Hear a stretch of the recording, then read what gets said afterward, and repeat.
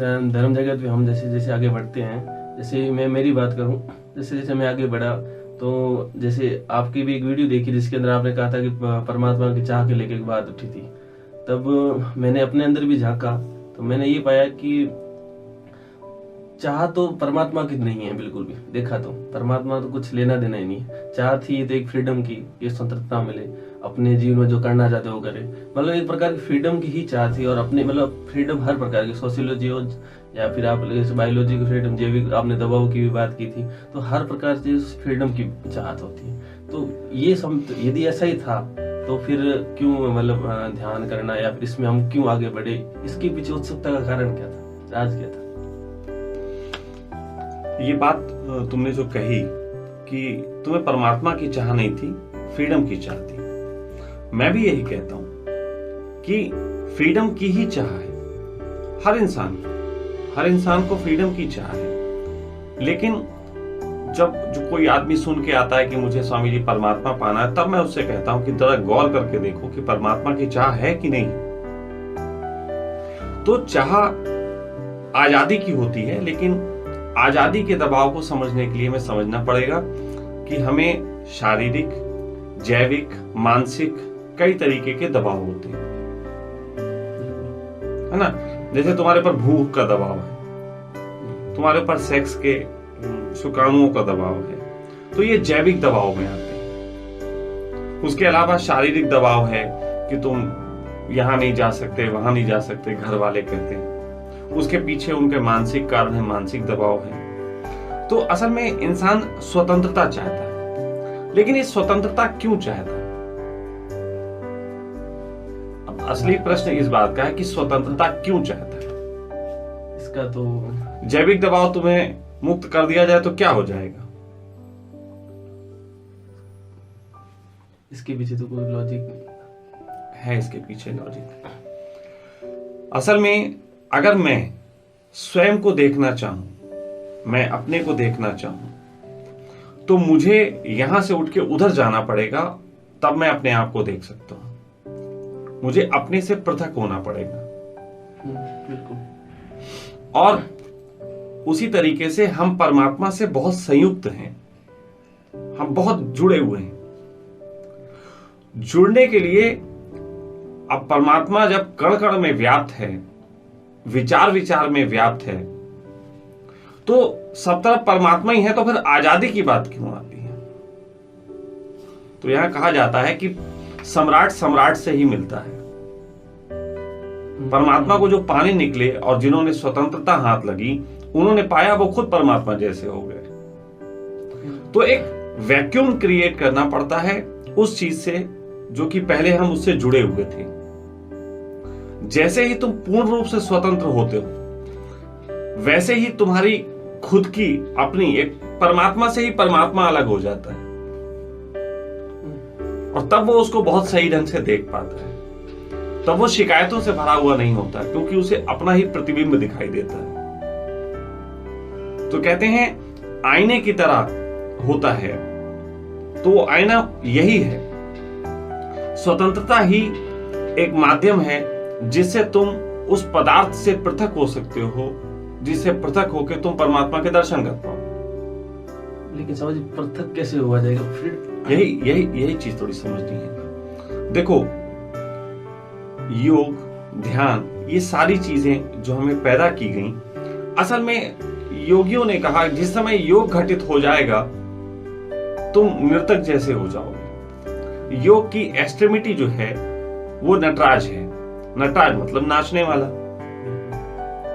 नाचना जब परिपूर्ण हो जाएगा, नाचने के जब एक्सट्रीम पे पहुंच जाओगे, तो मौन घटित हो जाएगा।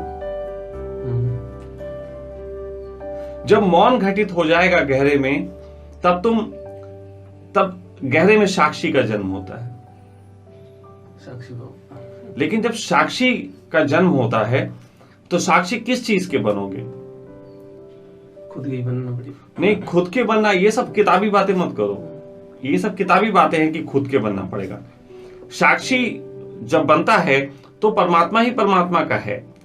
पदार्थ ही पदार्थ को देखेगा, और देखेगा कहना नहीं है, सुनेगा, महसूस करेगा, जिएगा। साक्षी का मतलब केवल आंखों से मत लो। आंखें तो 80% पावर है, इसलिए आंखों से सिंबल होता है देखना, लेकिन कान से सुनना भी देखना है। एक अंधे से पूछो तुमने देखा, तो अंधा कहेगा हाँ हाँ, वो कान की इंद्री से देखेगा। प्रेमी से कहो तुमने देखा प्रेमी को, तो वो आंख बंद कर लेगा, वो कहेगा हाँ देख लिया, वो भाव में चला जाएगा। तो देखने का अर्थ केवल आंखों से नहीं है, देखने का अर्थ है एहसास करने से, उसको फील करने से। तो साक्षी केवल आंखें नहीं है, साक्षी हमारी हर चीज, हर इंद्रियां,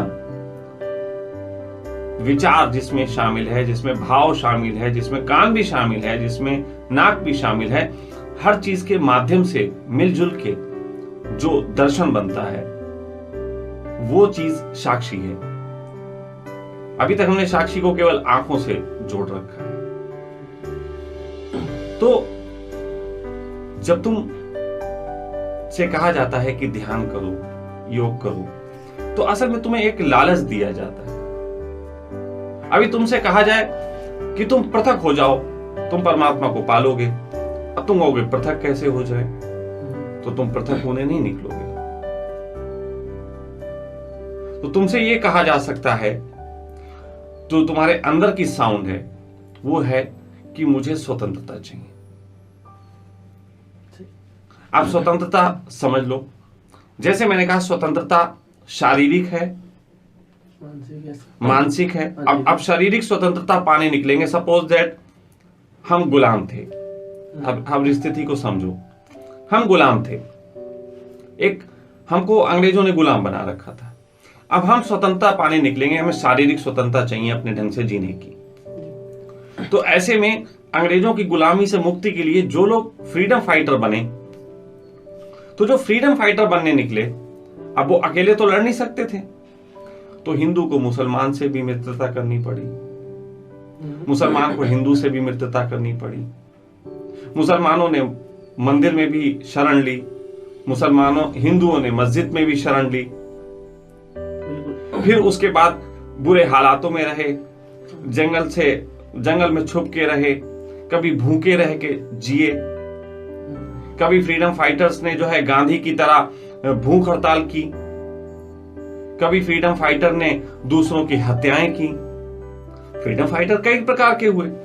तो जब इतने सारे कृत्य किए, तो उतने सारे कृत्य करने में निकले तो केवल शारीरिक स्वतंत्रता के लिए थे, लेकिन देखो मानसिक गुलामियों से भी मुक्त हुए, हिंदू मुस्लिम की सोच से भी मुक्त हुए।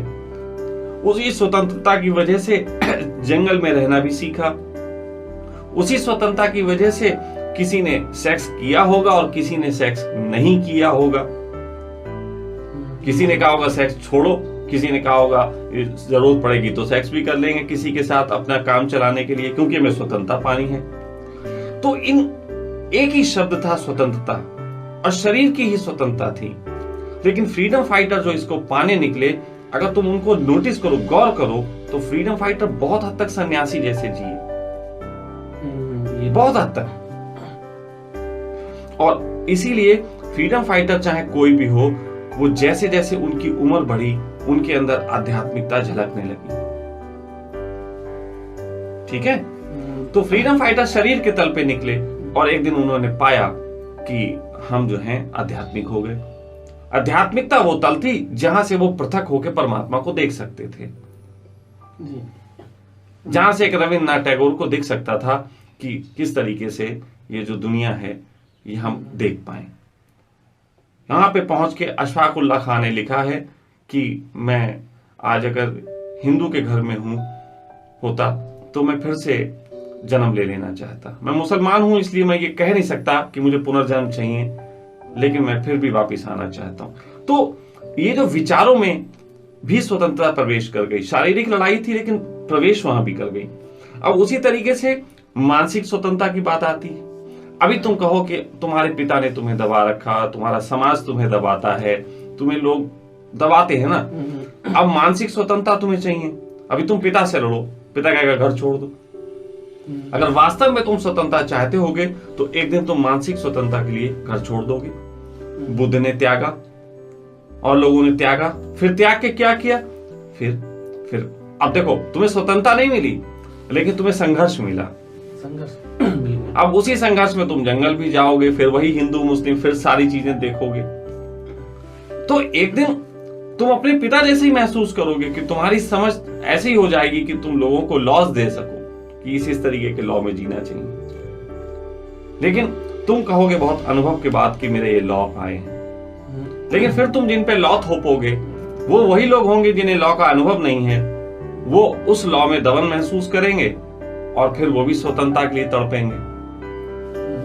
तो ये किस्सा इस तरीके से चलता रहता है। लेकिन मैंने कहा कि चाहे दमन शारीरिक हो, चाहे मानसिक हो, चाहे जैविक हो, कोई भी दबाव हो, उस दबाव से आजादी के लिए तुम्हारा किया गया प्रयास अंतोगत्ता तुम्हारे नजर का चश्मा आध्यात्मिक कर देता है, जिससे तुम परमात्मा को देख पाते हो। इसी प्रयास में किसी ने ध्यान का उपयोग किया, किसी ने योग का उपयोग किया, किसी ने मीरा की तरह नाचा, किसी ने घर छोड़ के जंगल में रहा, कोई फ्रीडम फाइटर बना, लेकिन ये सब इसी प्रयास के हिस्से थे। अगर तुम भगत सिंह कहीं मिल जाएं और तुम उनसे पूछो जाके कि मैं परमात्मा को पाने के लिए क्या करूं, तो वो कहेंगे फ्रीडम फाइटर बन जाओ। ठीक है, तो स्वतंत्रता ही सबसे अमूल्य चीज है, लेकिन उसको पाने के प्रयास में तुम जो करते हो, उससे तुम्हें जो अनुभव मिलते हैं, वो अनुभव तुम्हें परमात्मा का दर्शन कराते हैं। अंतोगत्या तुम्हारा सत्य के लिए करा गया प्रयास ही, सत्य के लिए जीने का प्रयास ही तुम्हारा एक दिन तुम्हें धार्मिकता प्रदान करता है। इसलिए ध्यान का भी महत्व है, योग का भी महत्व है, सब चीजों का महत्व है, लेकिन बेस उसका आजादी होना चाहिए। जो लोग ध्यान करते हैं परमात्मा पाने के लिए, वो पछताएंगे। जो लोग जैविक दबाव से, देखो ध्यान का उपयोग, योग का उपयोग असल में मानसिक और शारीरिक आजादी के लिए नहीं है। जैविक दबाव से जो उनको मिलता है, उससे लड़ने के लिए ध्यान और योग का उपयोग है। जैविक दबाव की एक आदमी को सेक्स का दबाव है, अंदर के शुक्राणु उस पर दबाव मारते हैं कि उसको सेक्स चाहिए। अब वो सेक्स की वजह से शादी करता है, शादी की वजह से एक स्त्री आती, फिर स्त्री के खर्चे उठाना, फिर वो संसार में फंसता चला जाता है। इसलिए वो कहता है मैं बीज तोड़ दूंगा, मैं जैविक दबाव ही अपने ऊपर नहीं लूंगा। तो इसके लिए फिर लोग करते हैं ध्यान वगैरह। ध्यान से जैविक दबाव से मुक्ति हो सकती है? ध्यान से जैविक दबाव से मुक्ति हो सकती है और नहीं हो सकती है, ये एक अलग चर्चा का विषय हो जाएगा, मैं बताऊंगा वो भी। ठीक है, अगर वो प्रश्न आएगा तो वो भी बात करूंगा। लेकिन पहली बात यह है कि आजादी का जो मार्ग है, तो स्वामी जी जैसे एक बात आती आगे इस जन्म में मान लो जैसे सतता पाल ली और उसके बाद आध्यात्मिक होके परमात्मा साक्षी भी हो गए, तो स्वामी जी क्या फिर अगले जन्म में फिर वापस जन्म लेना पड़ जाए तो फिर वापस यही चक्कर चलेगा या फिर उससे मुक्त होना, ये भी एक कुछ मतलब आगे वापस उसी जगह आगे। देखो ये प्रश्न बहुत स्वाभाविक है कि उपलब्धि क्या, मोक्ष क्या। अब मान लो हम शांत हो गए, परमात्मा देख लिया, फिर हम अगला जन्म हो गया, क्योंकि कहाँ जाना है, फिर रहना तो यही है, जीना यहाँ मरना क्या, इसके अलावा जाना कहाँ। मोक्ष को अगर समझो तो मोक्ष सिर्फ फिल्टराइजेशन है। जैसे एक बूंद नाली में गिरी, आकाश से गिरी थी, बिल्कुल प्योर थी, फिर जमीन पे गिरी, जमीन से बह के नाली पे गई। अब वो नाली से एक लंबी यात्रा करेगी समुद्र तक, और समुद्र में जाके फिर बाष्प बन जाएगी। तो जब समुद्र तक पहुंचेगी और बाष्प बनेगी, तब वो मुक्त हो गई, उसको मोक्ष कहा गया। कि एक नाली की जो चाह थी मोक्ष की, वो समुद्र में जाके पूरी हुई। उसकी एक बूंद की चाह तो मिट गई, लेकिन अब ये बूंद फिर हवा में उठेगी, प्योर होगी, फिर बादलों के माध्यम से गिरेगी। लेकिन अब समझना, एक बूंद पहले ऊपर से गिरी और वो यात्रा की। अब वो पहले तुम्हारे गिलास, समझ लो कहीं से बहती हुई नाली में पहुंची, नाली से वो गंगा नदी में यात्रा करते हुए सागर पहुंच गई। ये एक प्रक्रिया थी। लेकिन हो सकता है वो ऐसी जगह गिरे जहां पे वो बहुत दिनों तक तालाब में पड़ी रहे, फिर वो तालाब में उसे कोई आदमी उसको अपने शरीर के साथ निचोड़े, है ना, शरीर में नहाए, नहाने के बाद फिर वो तौलिया में उसको पोंछे, फिर पोंछ के घर जाके अपने निचोड़े, तो वो खेत में जाए। मतलब कहने का मतलब ये कि एक लॉन्ग प्रोसेस में फंस सकती है। एक बूंद, समझाने के लिए दृष्टिकोण अच्छा है कि एक बूंद सागर में पहुंच के सागर हो सकती है, फिर वहां से फिर वो मोक्ष की तरफ बढ़ी जाती है। मतलब सांसारिक एक प्रकार हाँ, लेकिन एक तरीके से देखो कि एक बूंद कहाँ कहाँ फंस सकती है। तालाब में है वगैरह, झील में भी रह सकती है। हाँ, ये भी हो सकता है कि एक बूंद यहाँ पे गिरे और ऐसी गर्म जगह गिरे जहां से तुरंत बाष्प बन जाए। लेकिन हो सकता है कि जिस जगह वो बाष्प बने वो इंडस्ट्रियल एरिया हो, तो बाष्प बन के तो ऊपर जा रही है, लेकिन हवा में जो उसकी गंदगी है वो उसके साथ चिपक ली, तो फिर फिल्टर नहीं हो पाई। बूंद तो हो गई, बाष्प भी हो गई, लेकिन फिल्टर नहीं हो पाई। अब वो फिर गिरेगी, अब वो गंदगी के साथ गिरेगी। कई बार ऊपर से भी गंदगी गिरती है। तो सागर में जाके ही एक बूंद पूरी स्वच्छ हो पाती है। ये एक प्रोसेस है, क्योंकि सागर के ऊपर कम से कम बिल्डिंग है और वो सब नहीं बना हुआ है, फैक्ट्री, तो वहां पे एक एरिया मिलता है क्लीनिंग का। कहने का मेरा तात्पर्य ये है, तुम एक जीवन पाते हो, वो जीवन अब तुम्हारा फंस गया। तुम एक बूंद थे, फिर तुम मर गए, अभी तुम मोक्ष के बगैर मर गए, फिर तुम्हारी वो चाह थी, वो जन्म लेगी, फिर तुम जियोगे। लेकिन ऐसे एक लंबी यात्रा में तुम्हारी एक चाह मिट जाती है। तो एक बूंद की जो चाह थी मुक्ति की, वो जब मिटती है तो उसको मोक्ष कहा गया। लेकिन वो अस्तित्व से कहीं बाहर चली जाती है और स्वर्ग में कहीं जाके बैठ जाती है और फिर कहीं आना नहीं चाहती, ये सब बातें गड़बड़ है। असली बात तो ये है कि जब एक बूंद मुक्त होती है तो वो फिल्टर हो जाती है, फिल्टर होके फिर वो परमात्मा की स्वच्छता में चली जाती है, और फिर अगर वो जन्म लेती है तो निर्दोष चित्त जन्म लेती है।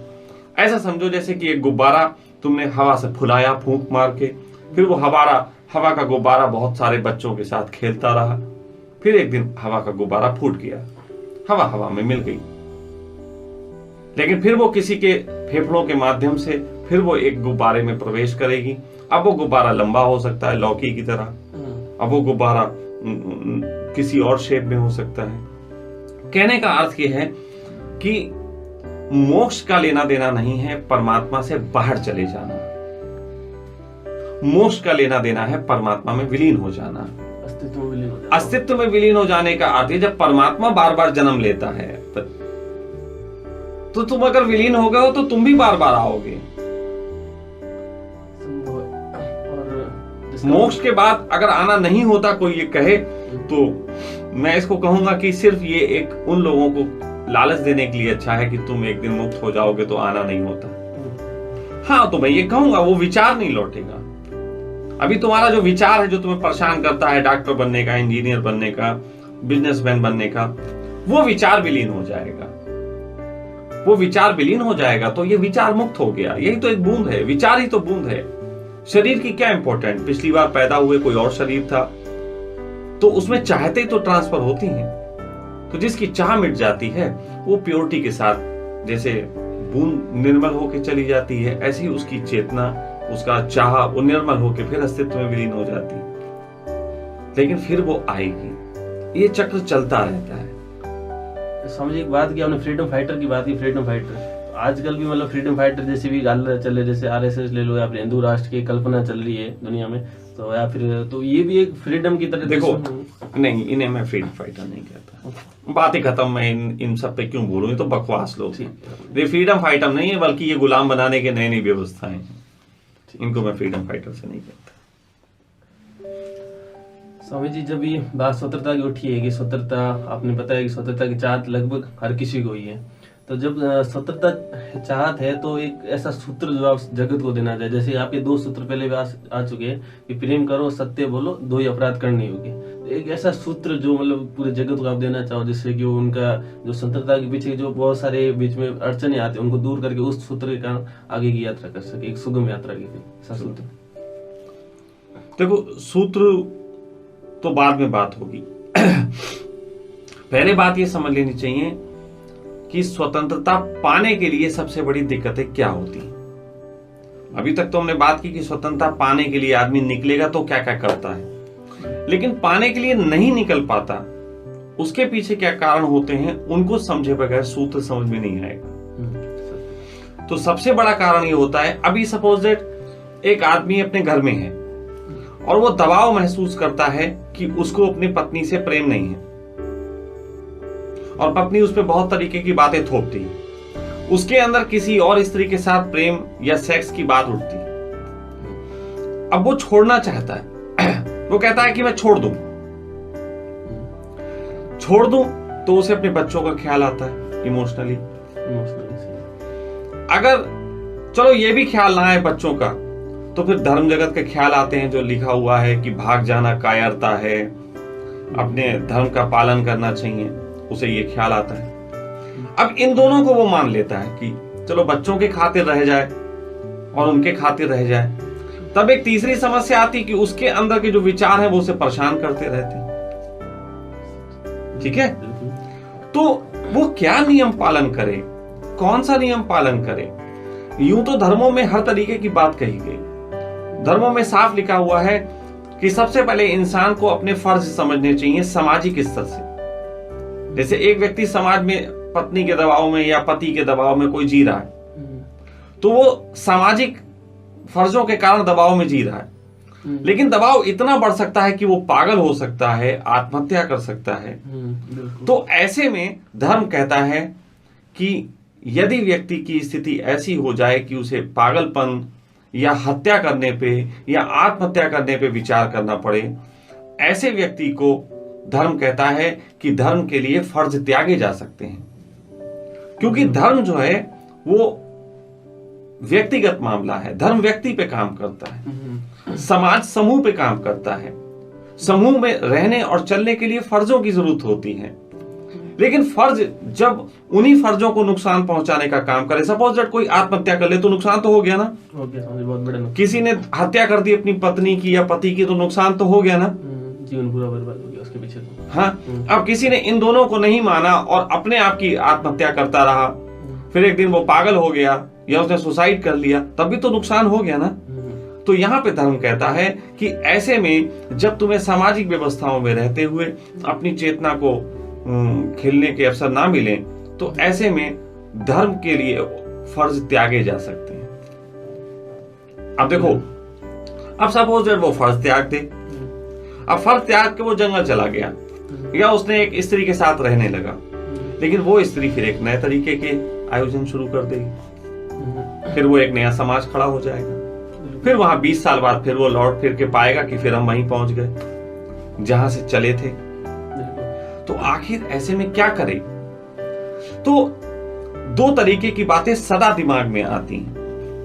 पहली बात दिमाग में आती है कि मैं कोई तरकीब निकाल लूं कि मैं अपने सेक्स लाइफ, अपनी प्रेम लाइफ भी जीता रहूं और सामाजिक व्यवस्था भी सेटिंग करता रहूं। इसके लिए वो उपयोग लेता है झूठ का, लेकिन झूठ भी अंतोगत्ता पकड़ा जाता है, झूठ कभी लंबे समय तक नहीं चलता। तो उस कंडीशन में फिर नए बवाल पैदा होते हैं, वहां से फिर वो हत्या आत्महत्या की फिर बातें आ जाती हैं। इसीलिए मैंने एक सूत्र दिया था कि प्रेम करो और सत्य बोलो, यही दो अपराध करने योग्य हैं। कि जब तुम प्रेम करोगे और सत्य बोलोगे तो सत्य के साथ हो सकता है शुरू में दिक्कत आए, लेकिन एक दिन चलते चलते सत्य को स्वीकार कर लिया जाता है। दुनिया में जिन्होंने सत्य को जिया उन्हें एक दिन दुनिया ने स्वीकार कर लिया, लेकिन जिन्होंने झूठ को जिया उन्हें दुनिया ने भले ही स्वीकार कर लिया और ऐसा दिखता हो, लेकिन उन्हें अपने आप का तो स्वीकृति नहीं मिली, अंदर से तो वो परेशान ही रहे, मर ही रहे। तो अपने अंदर को तुम मारते रहे और दुनिया के सामने तुमने जीत लिया, तो मैं तुम्हें हारा कहूंगा। लेकिन सत्य को जीने वालों ने अक्सर पा लिया। लेकिन अब बात आती है, इतनी हिम्मत क्यों नहीं आती सत्य को जीने की? अब उस पे बात आ जाती है कि सत्य को जीने का साहस क्यों नहीं आता। मैं अपनी बिल्कुल स्पष्ट बात करता हूं। मेरी पत्नी थी, मेरे बच्चे थे, मुझे भी फ्रीडम की चाहते थी, मुझे भी प्रेम की और सेक्स की इच्छाएं थी, लेकिन इसके लिए फिर वही आता था, भावुकता आती थी, क्या करूं क्या ना करूं। ऐसे में मैंने तो एक बहुत बड़ा कदम उठाया कि जो जीऊंगा, अब उसकी परवाह नहीं करूंगा, जो है वो सत्य है और इस सत्य को जीना शुरू किया तो घर छूटा, समाज छूटा, परिवार छूटा, सब चीजें छूटी। लेकिन जब मैं सत्य को जीना शुरू किया तो मेरी पत्नी, जिसको पहले मैं झूठ बोलता रहता था, या उसने मेरा पहले का जीवन मेरे परिवार ने देखा था जहां पे मैं सब एडजस्टिंग कर रहा था, तो ऐसे में उन लोगों को ये लगा कि अब ये मक्कार हो गया भाई, अब मैं सच बोल रहा हूं तो सच बोलने वाला गलत लग रहा है, क्योंकि पहले तो ये ऐसा नहीं था। तो इंसान के लिए सच वो है जो उसने सुनता चला आया। लेकिन मैंने परवाह नहीं की, मैंने सारे नुकसान झेले। लेकिन एक दिन बढ़ते बढ़ते बढ़ते बढ़ते ऐसा आया कि अब पूरी दुनिया मुझे स्वीकार करती है।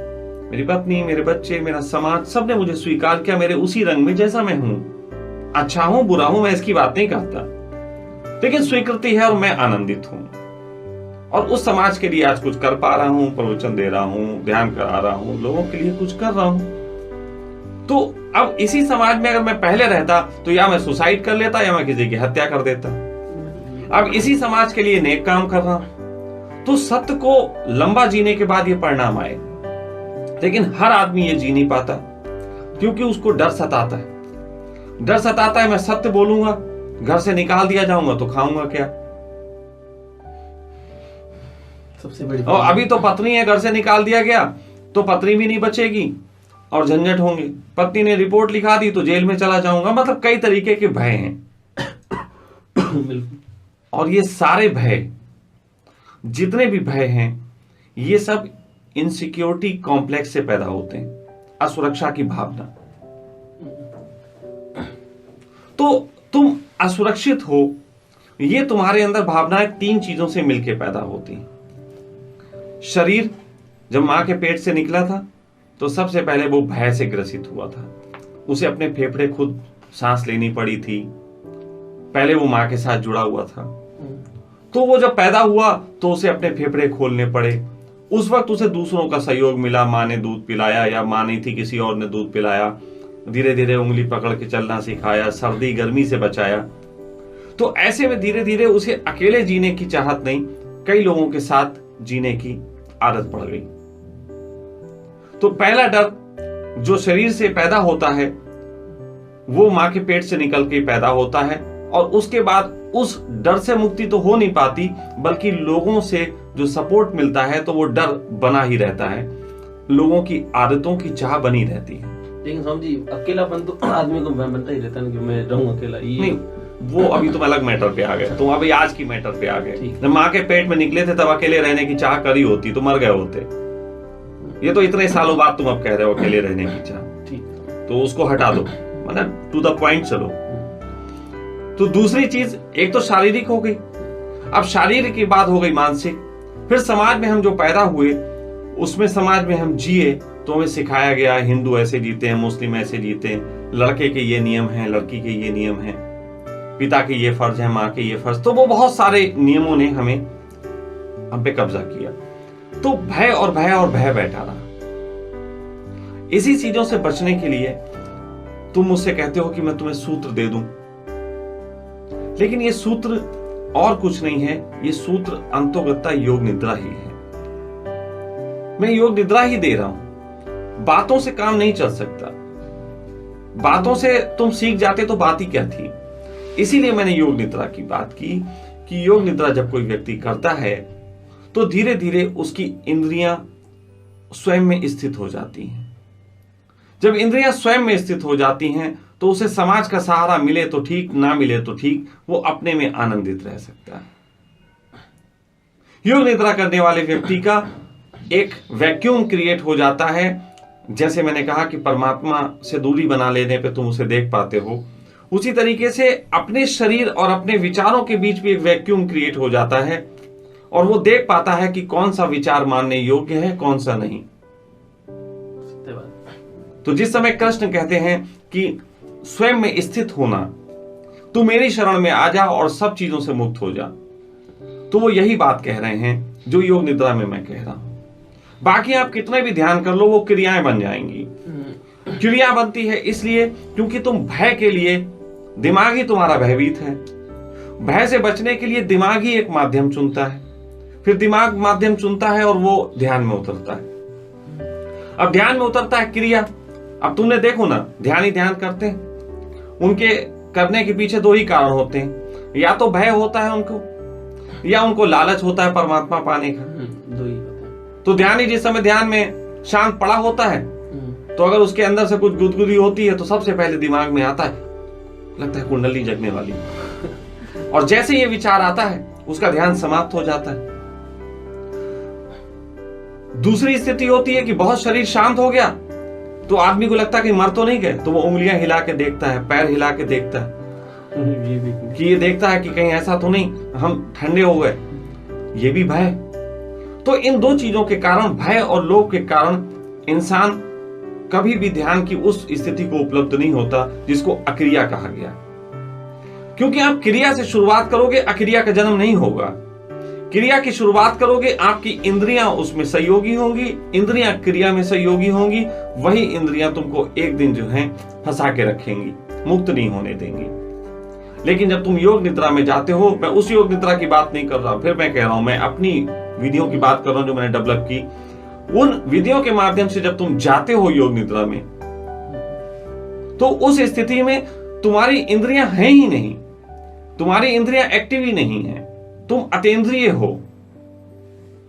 तुम एक ऐसी नींद में हो जो जागरण की नींद है।